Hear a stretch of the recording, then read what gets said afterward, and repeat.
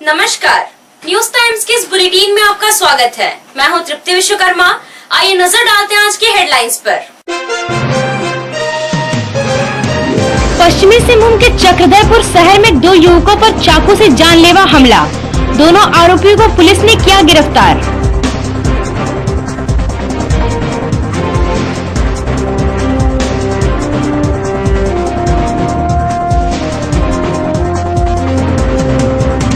पश्चिमी सिंहभूम के कराईकेला थाना क्षेत्र में नक्सलियों ने धारदार हथियार से काटकर की एक व्यक्ति की हत्या। मामले की अभी तक पुलिस ने नहीं की है पुष्टि।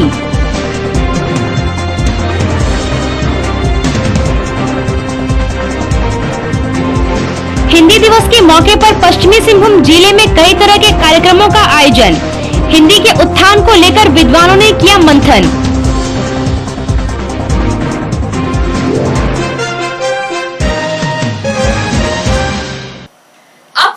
विस्तार से। चक्रधरपुर में रविवार की रात करीब 8 बजे रेलवे फाटक के पास 2 युवकों को चाकू मारकर घायल कर दिया। जानकारी के अनुसार पोटर खोली के सौरभ कुमार व अमन पांडे किसी काम से पवन चौक की तरफ आ रहे थे। पहले से घात लगाकर बैठे 2 युवकों ने सौरभ एवं अमन को रोककर 50 रुपए मांगा। पैसा नहीं देने पर कहासुनी हो गई और दोनों को चाकू मारकर फरार हो गए। दोनों घायलों को अनुमंडल अस्पताल लाया गया, जहां प्राथमिक उपचार के बाद बेहतर उपचार हेतु चाईबासा लाया गया। सौरभ को करीब 7 जगहों पर जख्म के निशान हैं। वहीं पुलिस के द्वारा इस मामले में त्वरित कार्रवाई करते हुए बख्तियार और सुनमुन नामक 2 आरोपियों को गिरफ्तार कर लिया गया है। इसके अलावा शहर की विधि व्यवस्था को देखते हुए पुलिस द्वारा शहर के बाजार क्षेत्र में पुलिस की गश्ती बढ़ा दी है। पुलिस के मुताबिक रात के समय बेवजह घूमने वालों के खिलाफ कार्रवाई की जाएगी। के पास सूचना मिली कि सौरभ और अमन नाम के 2 लड़के हैं। इनके साथ उनके 2 दोस्त, एक सुमून और एक बख्तियार, आपस में झगड़ा किए हैं और उस झगड़ा में इनके द्वारा अमन को और सौरभ को चाकू मारा गया। प्रारंभिक इलाज के लिए उनको हॉस्पिटल लाया गया। प्राथमिक उपचार के बाद बेहतर इलाज के लिए चाईबासा रेफर कर दिया गया है। उनकी स्थिति सामान्य है, स्थिति खतरे से बाहर है। दोनों जो नामजद बताया गया था उनको हिरासत में लिया गया है, उनसे पूछताछ की जा रही है। हिरासत में किस पुलिस ने लिया? हिरासत में सुमून को लिया गया है और बख्तियार को लिया गया है। कुछ रिकवरी वगैरह हुआ है? कोशिश लगे हुए हैं हम। चाकू छाती में लगा है, पेट में मारा है, कमर के पीछे बैक मारा है और कान के बगल में मारा है। कुछ गिरफ्तारी वगैरह हुई है पुलिस द्वारा? कुछ गिरफ्तारी वगैरह हुई है? हाँ, अभी तो बोल रहे हैं थाना प्रभारी की अभी जस्ट गिरफ्तारी हुआ है उनका। चक्रधरपुर में रविवार की शाम को नवपद स्थापित एसडीएम अभिजीत सिन्हा ने बाजार क्षेत्र में कोविड-19 कोरोना संक्रमण से सुरक्षा को लेकर जागरूकता अभियान चलाया। तत्पश्चात उन्होंने बाजार क्षेत्र में घूमते हुए दुकानदारों और ग्राहकों को मास्क का उपयोग करने तथा सोशल डिस्टेंस बनाए रखने का निर्देश दिया। वहीं सड़क में चलने वाले लोगों को भी मास्क पहनने की चेतावनी दी। इस दौरान उन्हें मास्क भी दिया गया। अभियान के दौरान तंबाकू बेचने वाले दुकानों में छापामारी की गई। तंबाकू जब्त भी किया गया और 4 दुकानदारों को तंबाकू बेचने के आरोप में हिरासत पर लिया गया। शहर के मुख्य बाजार की सड़कें अतिक्रमण के कारण संकीर्ण हो गई है, जिस कारण लोगों को आवागमन करने में परेशानी हो रही है, जिसे देखते हुए एसडीएम ने सड़क के ऊपर अतिक्रमण कर दुकान चलाने वाले दुकानदारों को अपना सामान हटाने का निर्देश दिया है। अभी तक हम लोग 3-4 दुकानों को आइडेंटिफाई किए हैं जहाँ पे गुटखा की बड़े मात्रा में बिक्री हो रही और बहुत सारे लोगों को जो हम मास्क नहीं पहने थे खुद से हमने फाइन भी वसूलने की कार्रवाई की और बाकी जो अपने सर पे हो सकता था हमने कई जगह मास्क भी बांटा, लोगों को समझाया बुझाया, दुकानदारों को भी समझाया कि गुटखा खरीदना बेचना ये आप ही के नुकसान के लिए है, उसी को लोग थूकेंगे, उसी से कोरोना फैलेगा। अगर कोरोना को हम लोग को लड़ना है, सरकार ने इसके लिए एक नियम बनाया है, गुटखा को बैन किया है, उसी नियम के अंतर्गत हमने आज कार्रवाई की। कराईकेला थाना क्षेत्र के बांदागाड़ा गांव में नक्सलियों द्वारा धारदार हथियार से काटकर एक व्यक्ति की हत्या किए जाने की सूचना है। सूत्रों से मिली जानकारी के मुताबिक भाकपा माओवादियों द्वारा रविवार की रात को घटना को अंजाम दिया गया। कराईकेला थाना से करीब 15 किलोमीटर दूर सुदूर जंगल और घोर नक्सल प्रभावित क्षेत्र में घटनास्थल होने से पुलिस को काफी सावधानी के साथ काम करना पड़ रहा है। एएसपी और चक्रधरपुर के एसडीपीओ नाथो सिंह मीणा के मुताबिक भाकपा माओवादियों द्वारा एक ग्रामीण को उठाकर ले जाने की सूचना मिलने के बाद पुलिस और सुरक्षा बलों द्वारा क्षेत्र में सर्च अभियान शुरू किया गया है। दंपति की हत्या के मामले में जेटिया थाना पुलिस ने त्वरित कार्रवाई करते हुए हत्या के आरोपी बामिया बोबोंगा को गिरफ्तार कर न्यायिक हिरासत में भेज दिया है। गिरफ्तार आरोपी ने दोनों की हत्या की बात को पुलिस के समक्ष स्वीकार कर लिया है। गिरफ्तार आरोपी बामिया बोबोंगा ने बताया कि कैलाश गोप और उसकी पत्नी गुरुवारी गोप मुर्गा चोरी का आरोप लगाकर बकझक करने लगे। विवाद को बढ़ता देख बामिया ने कैलाश के सिर पर वार कर दिया। बीच बचाव करने आई गुरुवारी के सिर पर भी वार कर दिया। सर में गंभीर चोट लगने से दोनों की घटनास्थल पर ही मौत हो गई। पुलिस ने त्वरित कार्रवाई करते हुए बामिया को गिरफ्तार कर लिया। कोविड-19 से सुरक्षित रहना है और दूसरों को भी सुरक्षित रखना है तो एक बार आप सदर बाजार स्थित राधिका में आइए। यहाँ आपको कोविड-19 से सुरक्षा प्रदान करने के लिए सभी सामग्री मिलेगी। कोरोना से बचाव के लिए आपको तरह तरह के मास्क और सैनिटाइजर मिलेंगे। इसके अलावा संक्रमण से बचाव के कई सामान राधिका में उपलब्ध हैं। यहाँ आपको PPE kit, hand gloves, foot operated hand sanitiser machine के अलावा Spiderman, Doraemon, Chhota Bheem, Mickey Mouse आदि डिजाइन का मास्क, फेस शील्ड भी मिलेगा। Spray machine, nano spray, spray pen, electronic sanitiser machine के अलावा एक ऐसा टैबलेट मिलेगा जो घर के कमरे और आपके ऑफिस को पानी में डालकर रखने से सैनिटाइज कर देगा। राधिका में सैनिटाइजिंग का हर सामान आपको उचित कीमत पर मिलेगा। खुदरा और होलसेल खरीदारी के लिए आज ही पधारें राधिका में।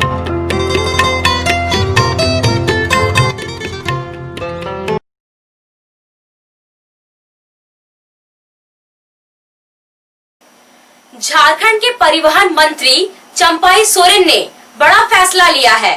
फैसले के तहत लॉकडाउन के दौरान वाहन मालिकों को रोड टैक्स सहित कई टैक्स नहीं देने होंगे।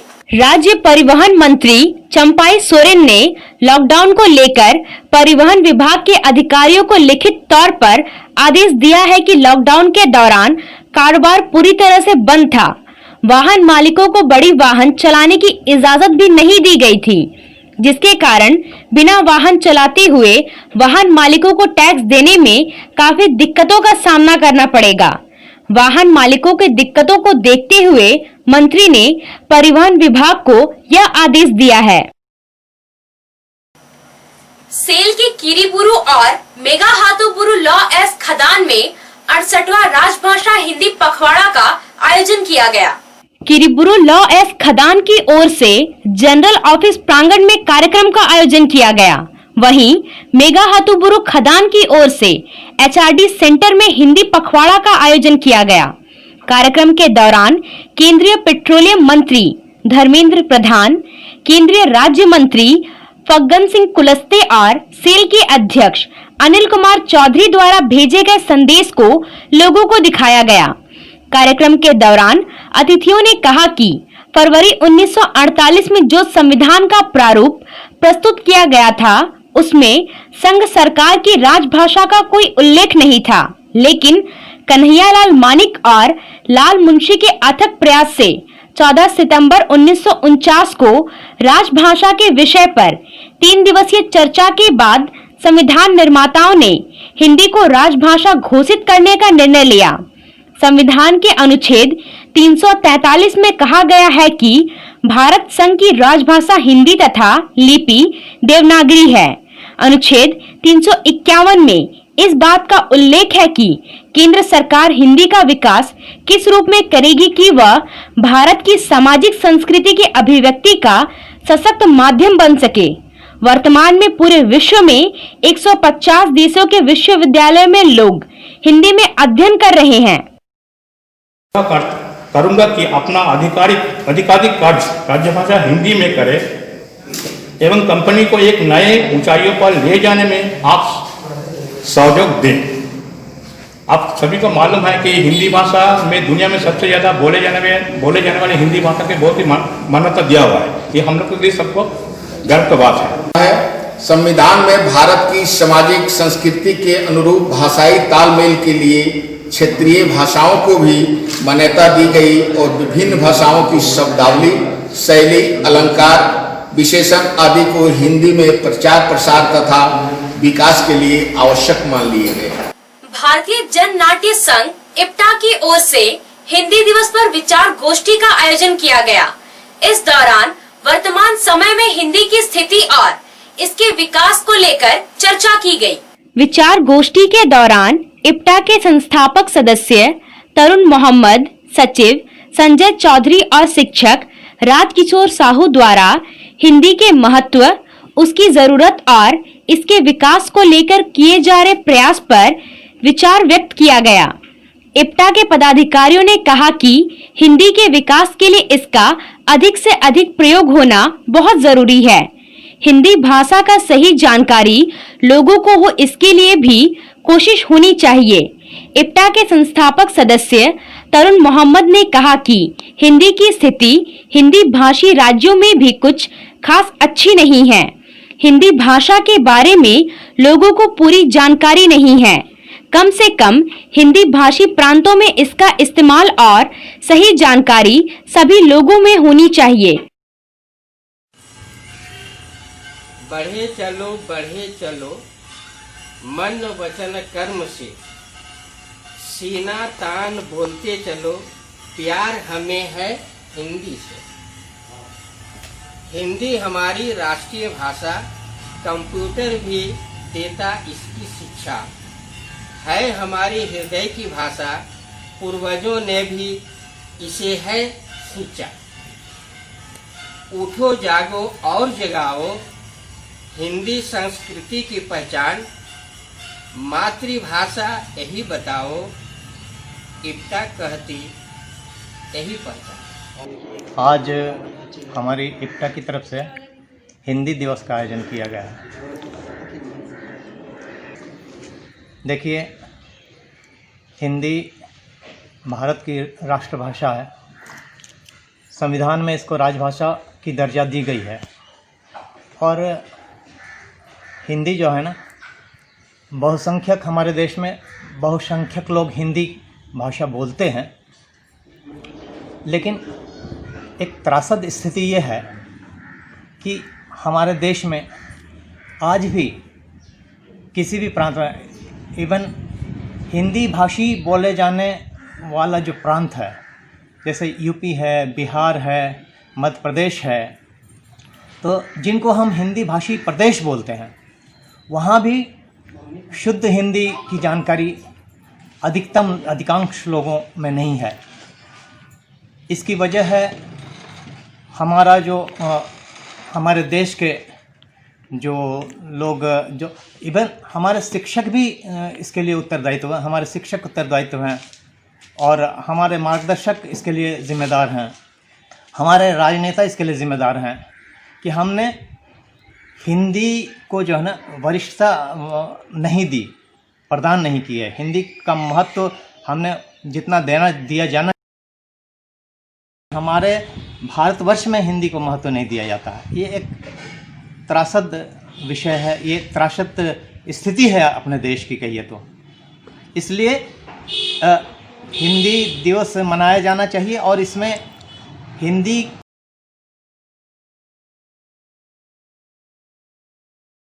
पास नहीं हो रहा है तो लोगों को जगाना चाहिए, जागरूकता पैदा करनी चाहिए हिंदी के प्रति। इस वजह से हम लोगों ने इक्टा के सदस्यों ने, इक्टा के साथियों ने हिंदी दिवस का आयोजन करने का निश्चय किया है। महिला कॉलेज में भी हिंदी विभाग की ओर से ऑनलाइन हिंदी दिवस का आयोजन किया गया। प्राचार्य कंचन माला ने छात्राओं को हिंदी दिवस की विशेषता के बारे में जानकारी दी और हिंदी भाषा का प्रयोग अधिक से अधिक करने को कहा। विभागाध्यक्ष डॉक्टर सुचिता बाड़ा ने हिंदी के महत्व के बारे में छात्राओं को जानकारी दी और अच्छी किताबों का अध्ययन करने की सलाह दी। पश्चिमी सिंहभूम के उपायुक्त अरवा राजकमल ने पदाधिकारियों के साथ जिला समन्वय समिति की बैठक की, जिसमें राजस्व संग्रहण, आपूर्ति और विकास योजनाओं की प्रगति की समीक्षा की गई। जिला प्रशासन की कोशिश है कि ग्रामीण क्षेत्रों के लोगों को मनरेगा और आवास योजना के माध्यम से रोजगार मुहैया कराया जा सके। जो व्यक्ति किसी व्यवसाय से संबंधित प्रशिक्षण करना चाहते हैं, ऐसे लोगों को चिन्हित करने का निर्देश प्रखंड विकास पदाधिकारियों को दिया गया है। वन क्षेत्र में रहने वाले लोगों को भी मनरेगा से जुड़ने के लिए कार्य योजना बनाई जा रही है और जिन लोगों को राशन कार्ड नहीं मिल पा रहा है, वैसे लोगों को शीघ्र राशन कार्ड उपलब्ध करवाने का निर्देश पदाधिकारियों को दिया गया है। उपायुक्त अरवा राजकमल ने बताया कि मनरेगा के तहत संचालित योजनाओं की प्रगति में सुधार लाते हुए वर्तमान समय में प्रति पंचायत प्रतिदिन 100 व्यक्तियों को रोजगार उपलब्ध कराने के साथ साथ गांव स्तर पर संचालित 3 योजनाओं की संख्या को बढ़ाकर 5 योजना संचालित करने पर विचार किया गया है। उपायुक्त ने बताया कि प्रधानमंत्री आवास योजना ग्रामीण के तहत वित्तीय वर्ष 2016 से 2019 तक में लक्षित आवास निर्माण को पूर्ण करने में यह जिला राज्य में 97.2% के बेहतर प्रदर्शन के साथ दूसरे स्थान पर है। शेष 2.8% बचे हुए अर्ध निर्मित आवासों को भी 15 अक्टूबर तक पूरा करने का निर्देश दिया गया है। उन्होंने बताया कि नक्सल प्रभावित क्षेत्रों में महिला और पुरुष को सशक्त बनाने के उद्देश्य से मुर्गी पालन को बढ़ावा देते हुए केंद्रीय सहायता निधि से मुर्गी शेड उपलब्ध करवाने का कार्य किया गया था। निर्मित सभी शेड को लाभुक समिति को सौंपने और जीएसएलपीएस की जिला कार्यक्रम प्रबंधक को योजना के तहत मुर्गी का चूजा के साथ अन्य आवश्यक सामग्री उपलब्ध करवाने के लिए कहा गया है। ग्रामीण क्षेत्रों में सड़क और पुल पुलिया की स्थिति अच्छी नहीं है। उपायुक्त ने प्रखंड विकास पदाधिकारियों को ऐसी योजनाओं को ग्राम सभा के माध्यम से जिला मुख्यालय को उपलब्ध करवाने को कहा है। उपायुक्त ने कहा कि बीते 2 सप्ताह में जिले में लगभग 1100 नए लाभुकों को राशन कार्ड उपलब्ध करवाया गया है। जिला आपूर्ति कार्यालय को प्राप्त लगभग 14,000 आवेदनों को अग्रसारित करने और 1 सप्ताह के भीतर राशन कार्ड उपलब्ध करवाने को कहा है। जिला समन्वय समिति का बैठक हुआ और सभी बिंदुओं पर, विशेषकर राजस्व संग्रहण से लेकर विकास योजनाओं के क्रियान्वयन तक सभी प्रखंड विकास पदाधिकारी, अंचल अधिकारी के साथ जिला के उप विकास आयुक्त, डायरेक्टर DRDA, सभी अनुमंडल पदाधिकारी, अपर समाहर्ता सभी का डिटेल रिव्यू हुआ है। उसमें विशेषकर मनरेगा योजना की प्रगति में सुधार लाने के लिए निर्देश दिया गया। हर पंचायत में कम से कम 100 व्यक्ति को प्रतिदिन कार्य में लगाने के लिए निर्देश दिया गया है। और अभी प्रति गांव हम लोगों का औसतन 3 योजना अभी चल रहे हैं इस जिला में, तो उसको 3 से बढ़कर 5 तक ले जाने के लिए कार्य योजना बनाया है। सभी वीडियोस को प्रखंडवार डिटेल में उनको समझाया गया कि कितना उनको टारगेट है और किस तरह का उसको अचीव करना है। इसी तरह राजस्व संग्रहण में भी अभी ऑनलाइन के माध्यम से पूर्व में राजस्व का जो रसीद जो कटता था वो ऑनलाइन के माध्यम से होता था। यहाँ के सभी मुंडा मान की भाइयों के अनुरोध पे अभी उसको ऑनलाइन से ऑफलाइन किया गया है। अभी मुंडाओं के द्वारा ही ऑफलाइन के माध्यम से भी ये अभी राजस्व वसूली होता है। उसको एक बार टैली करने के लिए भी निर्देश दिया गया है कि जो कलेक्शन किया गया है उसको ऑनलाइन करते हुए जल्दी सरकार के आंकड़ा में ले आए और खजाना में जमा करें, इस संबंध में भी निर्देश दिया गया है। और प्रधानमंत्री आवास योजना में भी जितने भी लाभुकों को आवास मिल चुका है, विशेषकर 2016 से लेकर 19 तक का अगर आप देखेंगे तो पूरे राज्य में कंप्लीशन के हिसाब से पश्चिमी सिंहभूम जिला दूसरे स्थान पे है, 97.2% में है। उसको कंप्लीट करते हुए जो बचा हुआ 2.8% आवास है उसको भी यथाशीघ्र पूरा करने का आदेश सभी वीडियोज को दिया है। मैट्रिक परीक्षा में 87% अंक से उत्तीर्ण एक जरूरतमंद छात्र रंजीत टोप्पो को उरांव समाज संघ की ओर से साइकिल प्रदान किया गया। संघ की ओर से पुलहातो निवासी रंजीत को साइकिल प्रदान करते हुए उनके उज्जवल भविष्य की कामना की गई। जरूरतमंद छात्र को आदिवासी उरांव युवा शिक्षण एवं प्रशिक्षण संस्थान उरांव समाज के कार्यकर्ता संजय नीमा, कर्मा कच्छप, संदीप कुजूर और लालू कुजूर के सौजन्य से साइकिल दिया गया। इस मौके पर अध्यक्ष संचू तिर्की, सचिव अनिल लकड़ा, सलाहकार सदैव किस्पोट्टा, संजय कच्छप, मंगल मौजूद रहे। उरांव समाज के पदाधिकारी और सदस्यों ने कहा कि रंजीत को यदि आगे की पढ़ाई में किसी प्रकार की कठिनाई होती है तो समाज हर संभव मदद करने के लिए तैयार है। झारखंड सरकार के द्वारा लैंड म्यूटेशन बिल 2020 को मंत्री परिषद में पारित करने के खिलाफ सोमवार को चाईबासा सरजोम गुटो स्थित तृणमूल कांग्रेस कार्यालय में आयोजित प्रेस वार्ता में पूर्व सांसद चित्रसेन सिंह ने कहा कि इसके विरोध में पार्टी आंदोलन करेगी। झारखंड प्रदेश तृणमूल कांग्रेस के उपाध्यक्ष चित्रसेन सिंह ने कहा कि झारखंड सरकार द्वारा लैंड म्यूटेशन मामले में अंचल अधिकारी और उप समाहर्ता पदाधिकारी को अधिकार देना पूरी तरह से नौकरशाही करने का लाइसेंस देने जैसा है। यह पूरी तरह से कृषि भूमि के खिलाफ है। तृणमूल कांग्रेस की मूल भावना माँ, माटी और मानुष की है। इसलिए तृणमूल कांग्रेस पार्टी सरकार द्वारा लिए गए निर्णय के खिलाफ है।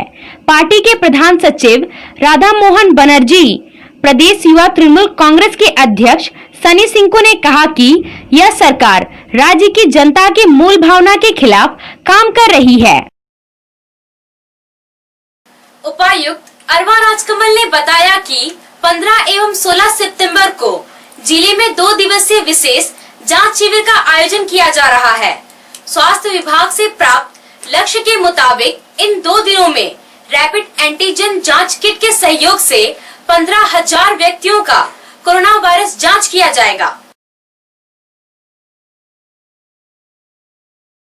पश्चिमी सिंहभूम जिले में सोमवार को 42 व्यक्ति कोरोना पॉजिटिव पाए गए हैं। इस तरह जिले में कुल संक्रमित व्यक्तियों की संख्या 2449 हो गई है। 1953 व्यक्ति कोरोना को मात देकर स्वस्थ हो चुके हैं, जबकि एक्टिव केस की संख्या 478 है। 18 व्यक्ति कोरोना संक्रमण के कारण अपनी जान गंवा चुके हैं। आइए एक बार फिर रुख करते हैं आज की हेडलाइंस पर। पश्चिमी सिंहभूम के चक्रधरपुर शहर में 2 युवकों पर चाकू से जानलेवा हमला। दोनों आरोपियों को पुलिस ने किया गिरफ्तार।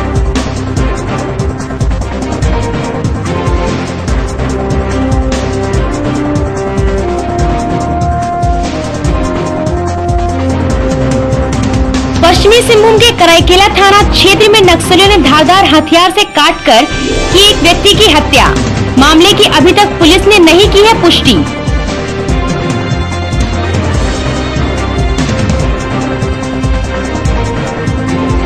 हिंदी दिवस के मौके पर पश्चिमी सिंहभूम जिले में कई तरह के कार्यक्रमों का आयोजन। हिंदी के उत्थान को लेकर विद्वानों ने किया मंथन।